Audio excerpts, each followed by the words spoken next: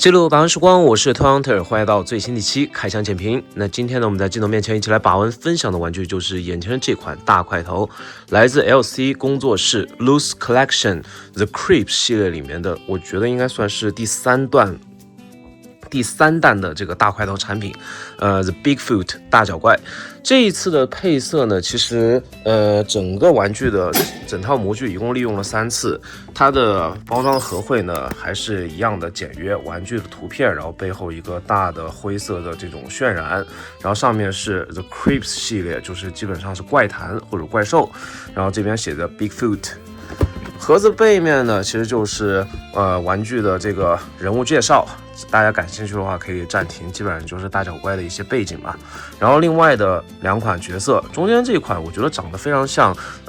剑锋传奇里面就格斯在十字刻之前击杀的那个使徒那个黑犬骑士，不知道大家有没有印象啊？当然那是漫画版才出现的。然后这边呢就是 Yeti， 就是我们常说的这个雪怪，这个雪怪呢也是非常带感的这样一个造型，我也预定了，但目前还没有到货啊，到时候到货了也跟大家拆开分享。这一次呢为什么会那么上头去预定2只呢？其实一个是之前官方在宣发这3只的时候呢，反正诚意很足，然后说是这个个头非常大，分量也很足，而且呢绝对会优化像之前那个狼人那一系列的这个问题。当时我们记得就是狼人一开始很多博主在开箱的时候呢，可以说是哀嚎遍野，但实际拿到之后呢，其实说实话，我不知道哪个配色的品控最好，但是我个人觉得，反正最后我是找一位朋友啊，收了一个2手的这个白狼，然后我觉得其实关节设计都还行，那确实有些地方过紧，有些地方过松，但是我的那一只没有出现断裂的问题，所以我个人本身呢，因为是海德先生之前他在做一些奇怪的女妖人偶的那个时代，就对这个厂牌有所关注。虽然是一个就是比较体量比较小的这个工作室，目前也没有出太多款的产品，之前都集中在这个相当于死亡女神啊，或者说一些比较边缘化的，比如说女王神剑啊，这些吸血鬼的这样的那个女性角色，然后以及一些怪物角色的这个题材上面。那现在呢，既然做到了这个大脚怪，我个人觉得呢，其实之前无论是孩之宝出的这个阿尔法战队的这个大脚怪也好，或者说这个毛怪也好，还是其他厂牌出的，我觉得都不够怎么说有视觉冲击力，对吧？而且呢，它还是标榜了1:12这个比例线，块头足够大，分量足够重，我个人觉得还是比较感兴趣的。预定价格呢，大概是5张附近这样一个水平，给大家去做一个参考。实际入手价格呢，反正就是补款之后的这个价格啊。那目前市场的上面到底2级市场是个什么价格，我并没有去看，但是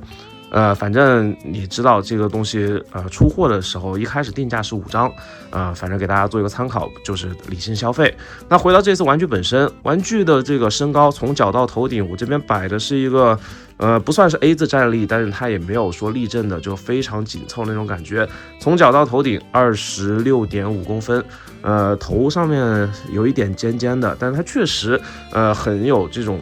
应该算是加壮加粗版的这种野人的这个造型。反正呢，它比我手上的就是任何一款比较扎实的组合人都要大上许多。我这边做一个最直观的对比啊，其实与其说拿组合人，不如说拿出Mobile Legends 目前大家怎么说呢，算是人手一只的大块头。你看这边的这个反浩克，在他面前其实你要说它有绝对的这个体型优势，其实也没有反正反浩克呢也是足够敦实，但是两者的这个上手的感觉，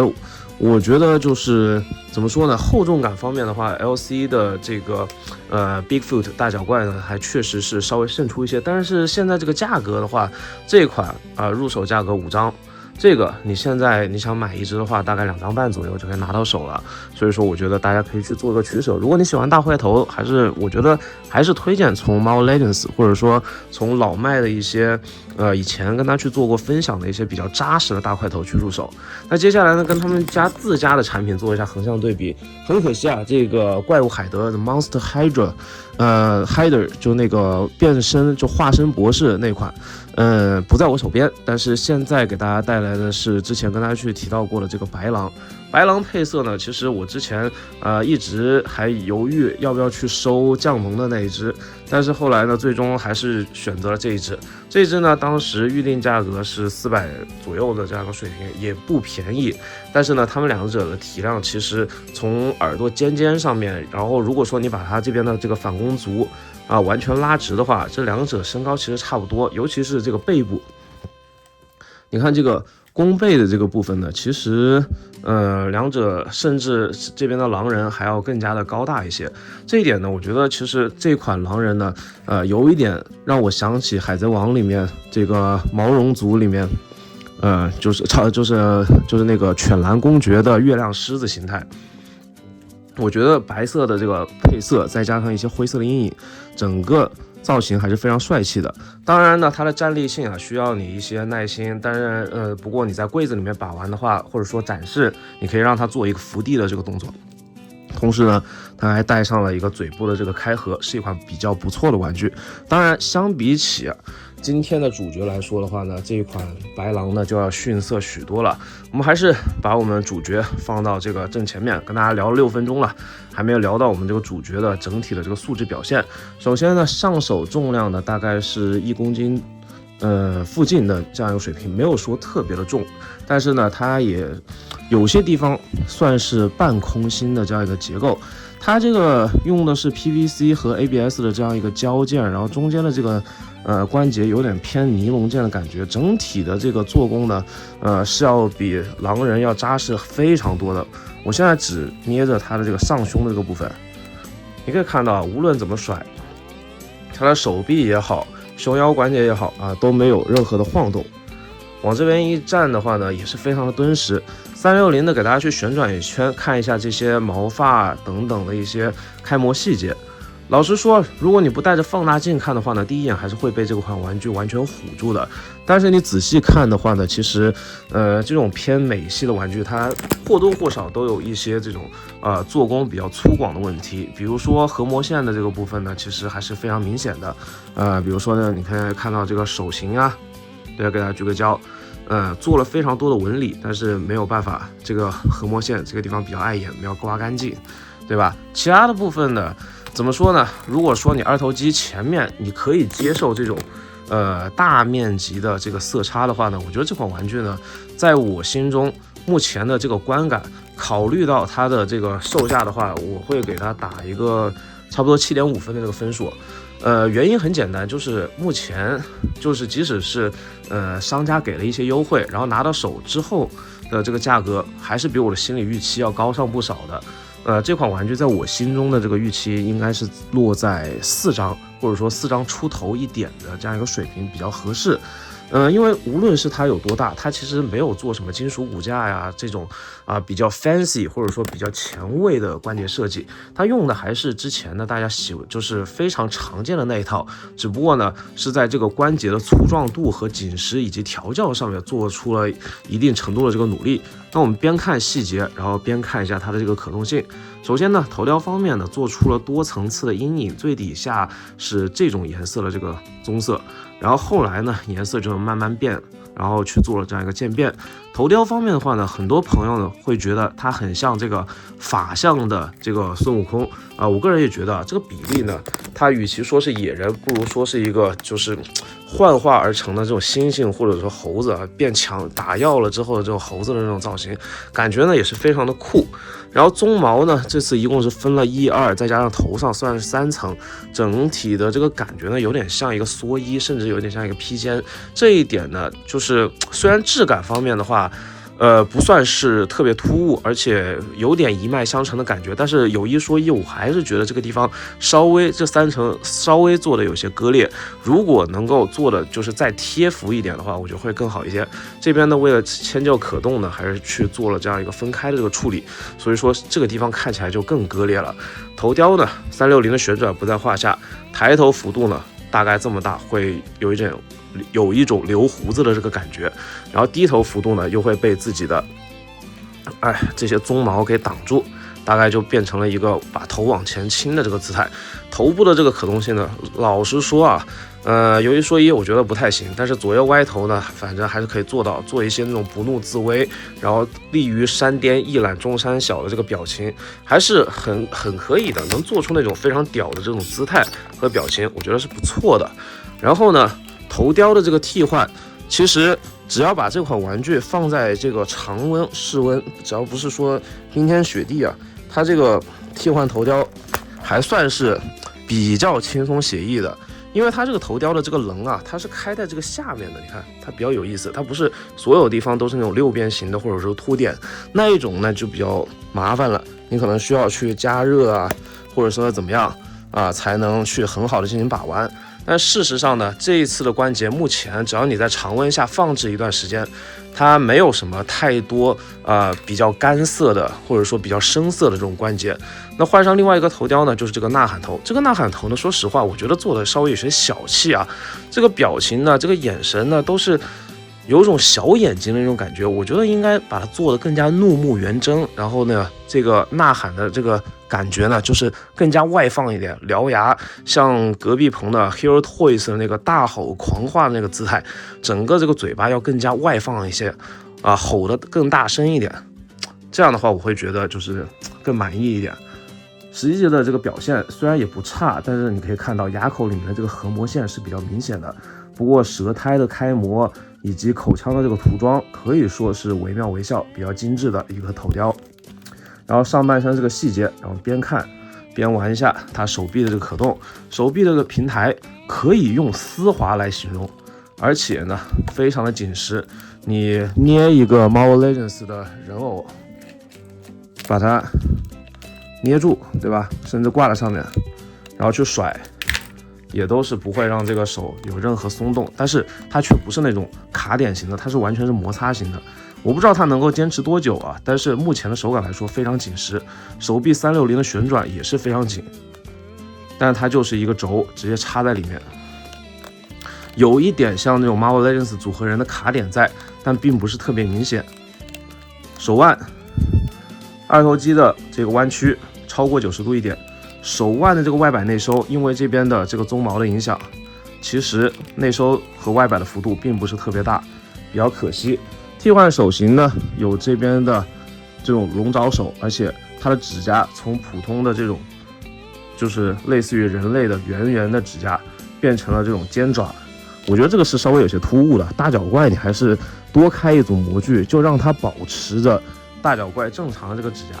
然后另外一边呢，则是常规的拳头手型，其实上面的纹路表现我觉得都还是非常之不赖的。然后胸腰关节我们简单看一下，挺胸幅度可以挺到一个穿包的这个幅度，但是有一说一啊，它下半段它也是球形关节，但是说实话我在镜头面前掰不动，这可能是它最生涩的一个关节了。但是它侧腰侧摆又可以做到，可能确实这个前后的这个幅度呢并不是特别大，而不是我完全掰不动。但是旋转这个地方呢，确实下段旋转不了，上半段的这个360的旋转其实也很难做到。但是为了不破坏它这个里面的毛发造型，我觉得两侧各90度的这个旋转它是可以做到的，这边展示就 OK。然后左右侧腰的幅度呢也是比较足够，甚至呢你让它做一个这种射门抽射的这个动作，你不需要任何的这个支架和支撑，把这个手稍微收在里面一点，然后稍微调整一下它的重心，整点气啊大脚怪。 OK， 其实是可以站稳的，只不过在镜头面前我觉得不是特别好摆。我们再来耽误大家几秒钟的时间去尝试一下，反正是可以站稳，但是 OK 站得挺稳的。